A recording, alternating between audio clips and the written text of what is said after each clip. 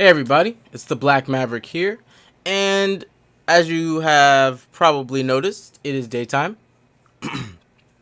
I sometimes record during the day, it just depends on how I feel, but no worries, we're going to jump into this amazing story. This is part 4 of the Mighty Martin story, okay?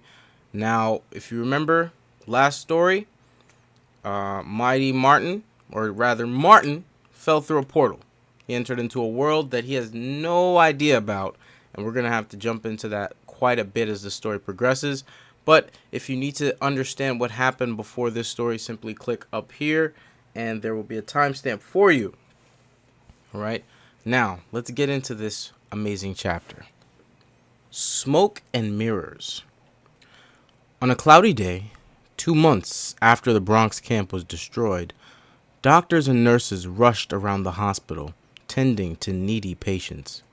Some lost limbs. Others were blinded, burned, and even mangled. The demon horde that attacked the camp left many survivors. However, surviving meant a world of pain and a long road to recovery. A nurse stationed on the east wing of the hospital on the 5th floor was looking at her chart of names.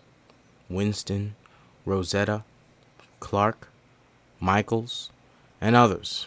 She checked down the list of the chart, saying, "Check," as she went to each room and tended to her patients. Next up is Reed. Okie dokie, let's see. Extreme lacerations on the back and some second-degree burns on her arms. The patient has been in a comatose state since the incident. Sheesh. The nurse entered Regina's room and saw that she was still comatose. She was scheduled to be moved to avoid bed sores. When the nurse was fixing her sheets and preparing to move her, Regina woke up suddenly, screaming Martin's name. She grasped for air and ripped her oxygen mask from her face, sitting up and almost knocking the nurse over. The nurse was shocked at how quickly she rose from her coma. When Regina got out of bed, she tripped up.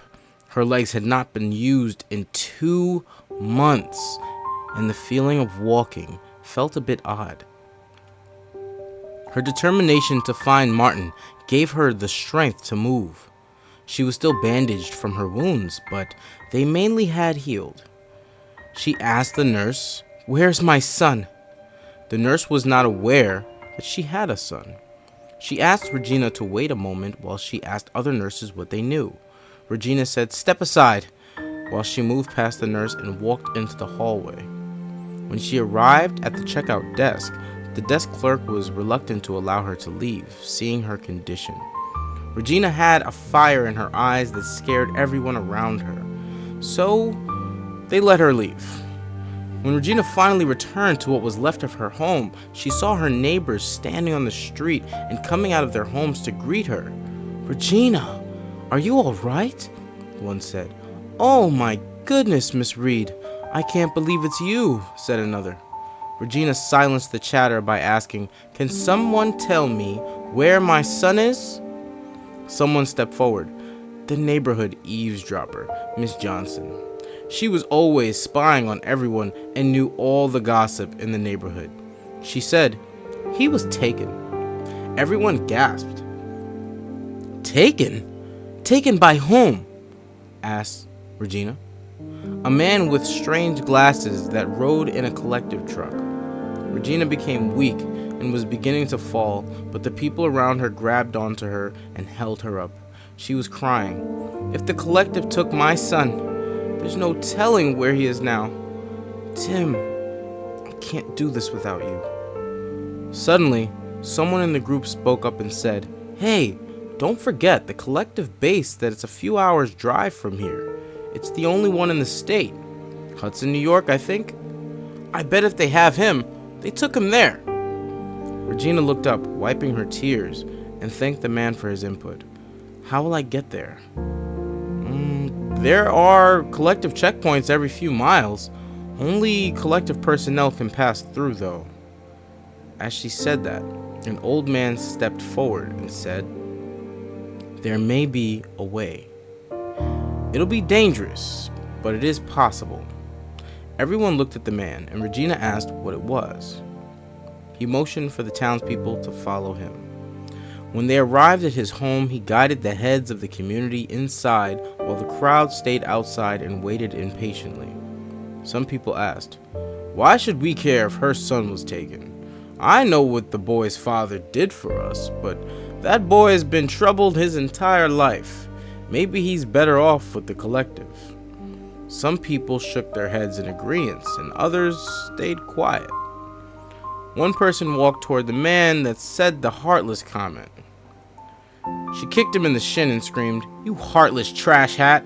Just because you don't understand him doesn't mean we shouldn't find him." Everyone was surprised to see that the angry aggressor was Red. Red and Martin had a challenging relationship. When they were very young, they were best friends. Her stepmother Dorothy was Regina's best friend and always enjoyed it when Martin arrived. Red's father was the local mechanic and worked long hours, so he was not home often. Red was often with Dorothy and Martin, but when Dorothy began to drink, Red pushed Martin away and began picking on him. Everyone was shocked that Red was standing up for Martin. They knew that she and Martin hadn't been on good terms for years. Red said, "If there's a way to help bring that dork back home, I, for one, would take it." She held onto his ring tightly when she said this. While everyone bickered amongst themselves outside, the old man laid out a giant map of the city. It showed all of New York City and then traveled upwards into Westchester. The old man pointed at the map and said, "This is where the collective base of operations is. It's not just the only base in this state, but the only base in the tri-state area. If they took your boy, it only stands to reason that they would bring him here." Regina said, "We figured that much out already. What do you know that may help us reach him?" The man continued, "The collective is a fairly new organization. They have enough power over our government to control our neighborhoods and our travel from city to city. They do not have in-depth knowledge of the old means of transport, though. Their databases would not have old train lines. Trains have not been in use in this country for almost 50 years. They became obsolete when drone technology was widely used to transport goods and people in the early 2060s. Look at the map." He moved his fingers along the train lines from New York City all the way to upstate New York. There were tracks about 3 miles from the base. Regina said, "Sir, you are a blessing. What's your name? I've never seen you at the town hall meetings before." He said, "My name is not important. I'm just a man doing what's best for his people. Now take this map and go. There isn't any time to waste." Regina nodded and took the map. When she stepped outside with the other town leaders, the crowd quieted down. "We have a plan to find my son. I know that many of you do not particularly like my son. You consider him a nuisance, but do not know him like I do. He's a loving and kind boy and only ever wanted a friend. If any of you would step up and help me find him, I would be forever grateful." Red stepped up. Regina said, "Red, I understand that you want to help, but you're too young. I'm talking about the adults." A few men and women stepped forward. They spoke about how Martin helped fix things in their homes and was always kind to them. Regina teared up while hearing their stories. She thanked them and told them to get all their supplies for the journey. They would use a vehicle to traverse the majority of the way, but when they were close, they would need to leave the vehicle hidden somewhere safe and go on foot. The people agreed and went to their homes. Martin and Evangeline were still traveling through the bog during all of this. Martin was fatigued and asked for a break, but Evangeline told him, "The last place you want to take a break is here." He asked why. She told him, "The bog is filled with dangerous animals that will not hesitate to eat you if you let your guard down." Martin thought about the giant wolf-like creature that he saw. He stood up, tightened his belt and said, "What are you waiting around for then, Evangeline? Let's hurry up and get out of this bog." Eve looked back and smiled, finding Martin's sudden haste amusing. They traveled through the bog for most of the day and eventually reached a small village. The sign above the village entrance said Purple Marsh. It was a lively town with plenty of people dancing and working.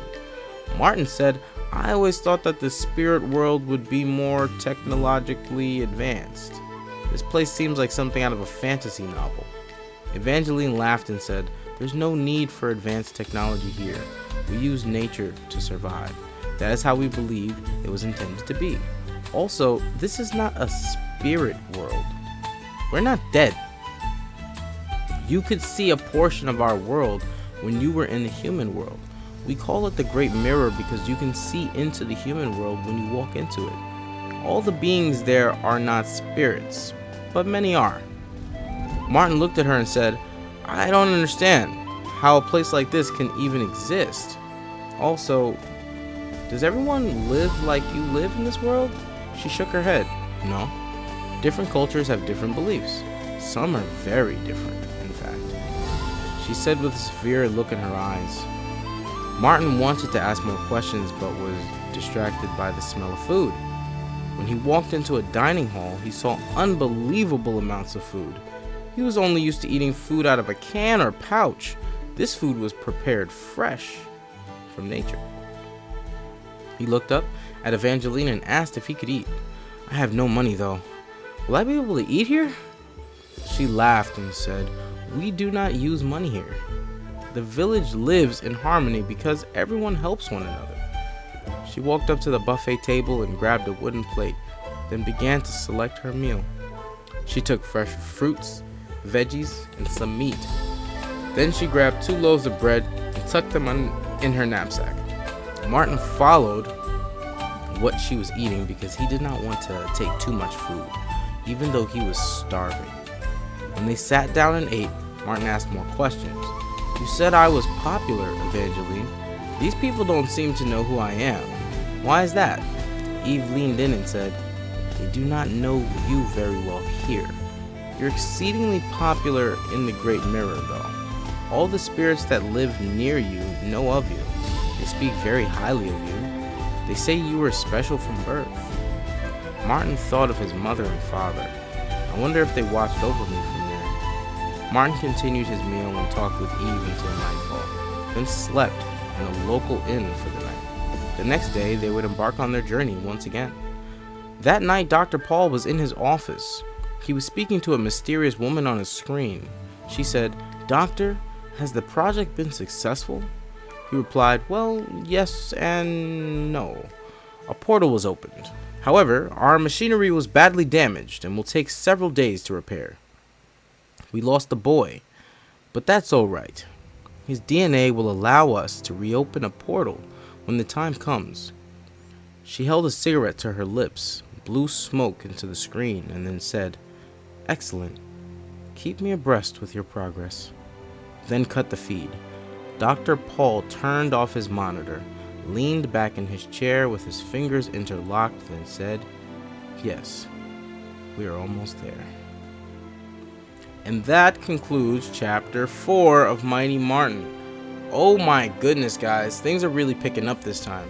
So it seems as if Martin is in a completely different world than he was expecting. And it also seems like his mother is a lot tougher than we originally thought. My question to you, viewers, is what do you think is going to happen next?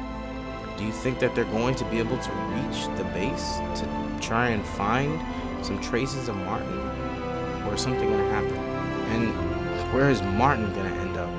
This world seems a lot bigger now that he's in this spirit world. We don't know. I mean, well, I know. Let's see. Let's see what you have to say in the comments. Make sure to like, follow, subscribe. Just wanted to say I greatly appreciate what you guys are doing, watching these videos. You know, I'm not just doing this for views or anything like that. I really just love it. But the fact that some of you are even messaging me separately and telling me that you really want me to continue means a lot. And all I ask is that you continue to share these videos around with others so that they can enjoy the stories as well. I'm going to be posting videos every Wednesday at 7 p.m. So don't miss out on the new ones. And if you haven't seen them, make sure to circle back to the old ones, because this particular series is going to require you to know each chapter in order to understand what's going on. All right? So thank you so much again. Everybody have a wonderful